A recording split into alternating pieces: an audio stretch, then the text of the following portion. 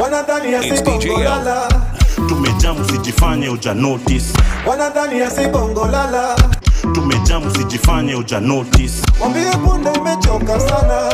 Tumejamu sijifanye uja notice. Wambie punde imechoka sana. Tumejamu sijifanye uja notice. Get ready, get ready, get ready, get ready, get ready, get ready, get ready. Top 3 most hated presidents in the world. Number 3 is William Ruto of Kenya. Now, I put him on my list of most feared presidents, and many Kenyans have reached out and said, no, let me correct you, Jacob. He isn't feared. He's just hated because he's a fucker. Okay? He's a terrible human being, suppressing all the bad media from Kenya about him so that he looks like he's this good person to the rest of the world. Most of the rest of the world doesn't even know who he is, but he is a corrupt, terrible person. He's been accused of offing protesters and kidnapping them from a June 25th protest. He's been accused of just destroying the Kenyan economy, giving over their airports to corrupt systems. He's been accused of hurting the farmers and making it illegal for them to grow certain crops unless they get a special sort of license, and all this garbage to make him just richer and more powerful. He's a terrible man. If you like this list and want more about other nonsense, follow me. Leave me a comment with your thoughts on William Ruto. Also follow my wife, Samantha. Number 2 through 1 is also William. The most what? Where? News. Number 2 tena alikuwa anasema William Ruto. Number 1 angemalizia Kaongo. News. If you know, you know. Aluta. Anywho, documentary ishafika mbali. In fact, they are living on borrowed time because the wrath of citizens out there is waiting for Ruto and his henchmen, including Raila Odinga. I'm sorry, he's my party leader, but if we continue supporting Ruto, they are going to be combined together. They'll go home together by force. If anything like Gen Z comes now, that what it happens in June 2025. Now there's no any other Raila out there to save Ruto because they say now you are together. Yeah. You'll have to go home. There's nobody who will now help him to stabilize the government. Okay. So it is not about who joins Ruto. If you join, even if Gachagua joins Ruto, today they will go home together. There's a ritual I think I did even when I was last here about remembering the heroes of the struggle, the revolution last year. It was 10 months ago. And these heroes were felled by the bullet or by other extrajudicial means.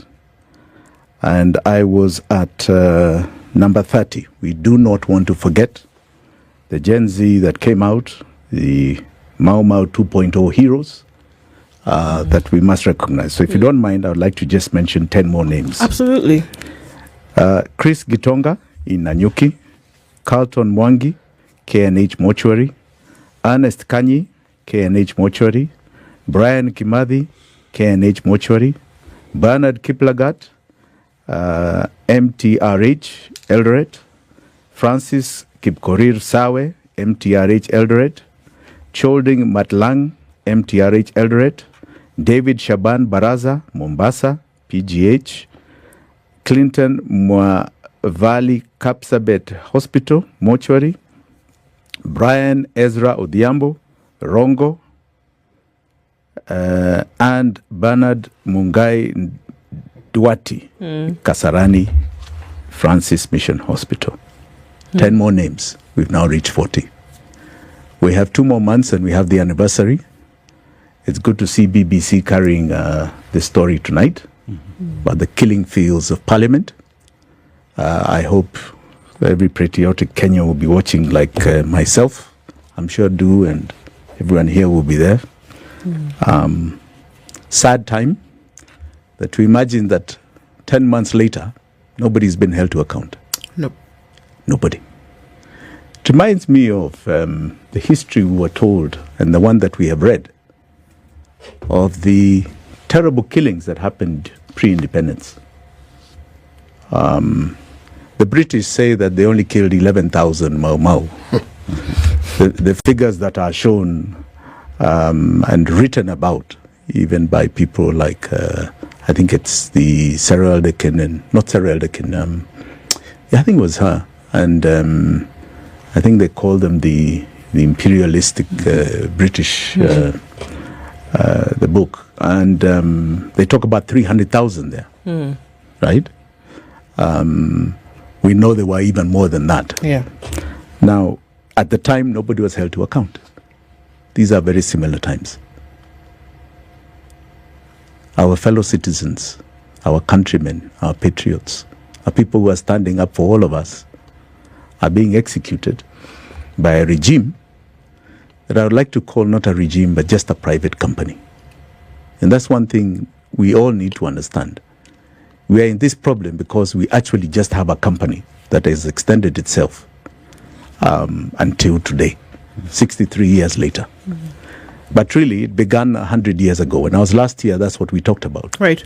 That what is this system? What is it that keeps perpetuating itself, that continues and continues and continues and nothing changes? When our forefathers were fighting for independence, they fought for two things. One was for freedom, which was our political rights. And second was for our land, which was our economic rights. We were given our political rights. We went to the polls. We elected people. But we have always, even to the extent of the new constitution, been unable to get our economic rights, our economic justice. We just are unable, because what we have is a company, is a company. This was a company set up by Imperial British East Africa that became the government of Kenya. When you say unable, Jimmy, I have a problem with that. That if I'm sitting in this chair, for example, I'm able-bodied. My legs work. Well, at least I think so. You know, my brain works. My hands work. My eyes work. My senses. I have my wits about me. And in order for me to go get some relief, I have to get out of this chair. So when you talk about inability, that means that I am lame. I cannot move. I do not have my senses, but I do have them. So my inability, that inability that you speak of for me, then is not that I am unable, is that I am unwilling. That if I was willing to stand up out of this chair to go and get some relief, that I would. So is it inability or unwillingness to get out of the shackles of that system? You see, it was attempted before independence. That's what I'm talking about, the struggle towards independence. Both the Mau Mau struggle, which was out in the bush, and the civil one that was done mainly in Nairobi. It was attempted. It was for our freedom, and our land was economic. When independence came, all that happened was the company that was Muzungus became now Africans. The same company, right? And you need to understand it this way. It has ownership local in terms of surrogates, and it is owned by foreigners. That was the basis. IBEA, which became the government of Kenya, which colonized this country. It was a private company that colonized this country. All right? Principally was here to extract, exploit us, and dominate us. Right? Extraction does not mean that we benefit. They are taking from us. Right? So we got an election where principally the owners sit back and they make us go and elect a board of governors, because that's a company, board of directors. So we go and elect a president. We go and elect governors and MPs. That's the board of directors. The employees, who are the civil servants, if you look at most of their crop, many of them from the advent of independence were home guards, were chiefs, were administrators. Right? They just carried on the same system.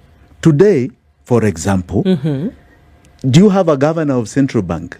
Yes. Or a PS who has not been in IMF or World Bank? Oh, no. Right. The owners are still here. All right? They still control the employees. Okay? And then you have the police that protect that company. These police we are condemning and are going to be condemned on BBC tonight. These are the protectors of the company. And their job is to compete with us. Yes. In what way? And we've never understood it. In what way? We've never understood it. In what way? I'll give you a very basic example because we are very good at talking about agriculture, for example. One of the crops that they found that they could grow in Kenya was coffee, right? And coffee was primarily taken to where they wanted to live. They wanted to live in Kenya area, central province, because they liked the weather. Kenya was a place that they came to as a settler community. Yes. If you look at Nigeria, They came where did the Frederick thing and Lugard left. was there, because of the weather. It was primarily because of the weather. And then they found the people very difficult. And then the people are very so stubborn. they said they were governed through proxy, through chiefs. Yes. But here, Lugard came here, Frederick Lugard came here on the basis that they're going to settle in Kenya. So they went to plant their cash crops in the White Highlands in Eldoret, where they did a lot of tea, Kericho, all those areas. And then they came with coffee, Mount Kenya area, Kiambu area. Now, they came to grow coffee themselves on land they had taken. But they weren't enough. And they started realizing they were making a lot of profits. So they decided they were going to license the natives. We used to be called natives. They are going to license the natives to grow on their land. But they would come and measure.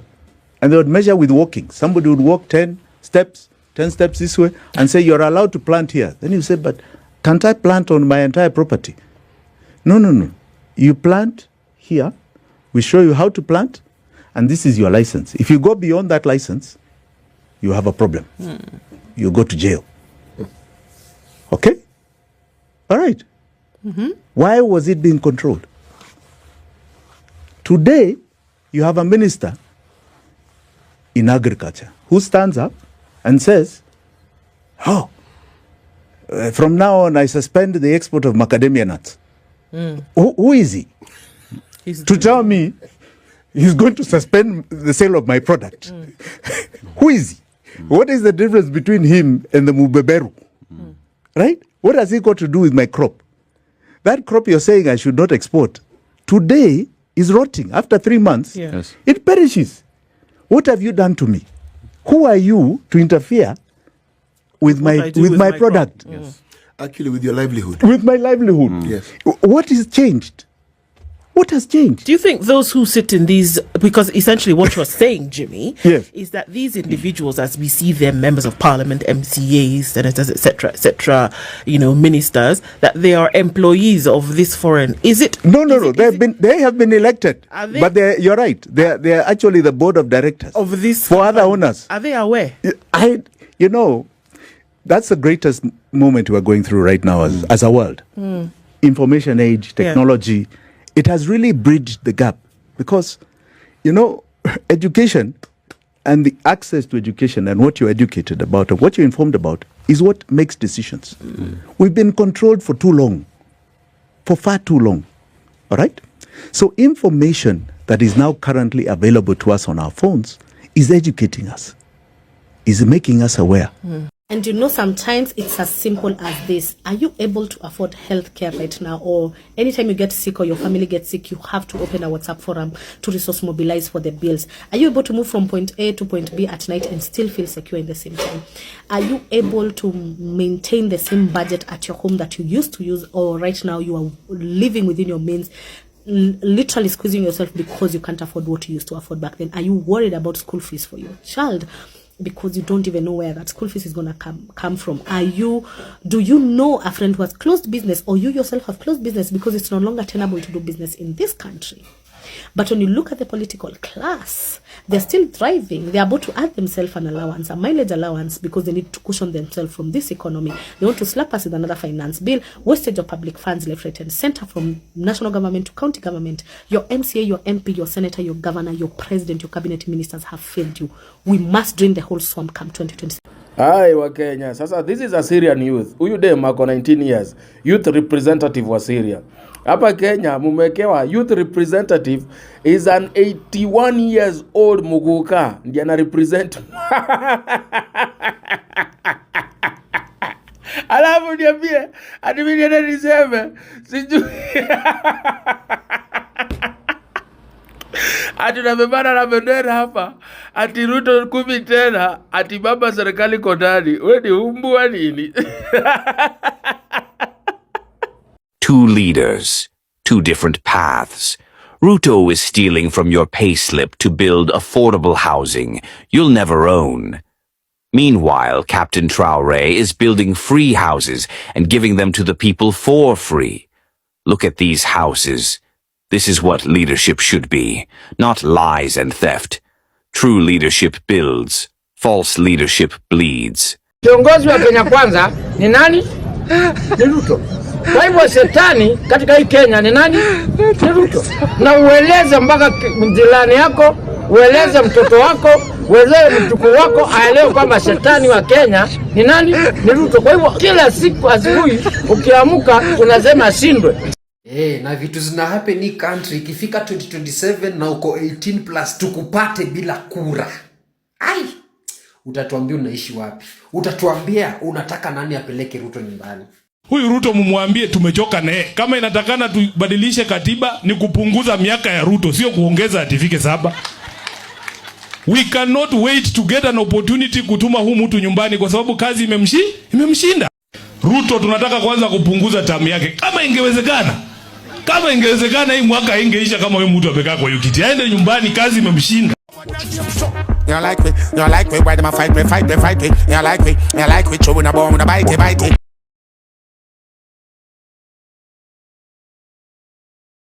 We don't trust them even if we bust them. We don't trust them, stay far, not touch them. We don't trust them, hope their man a sub them. Informer me say you must them.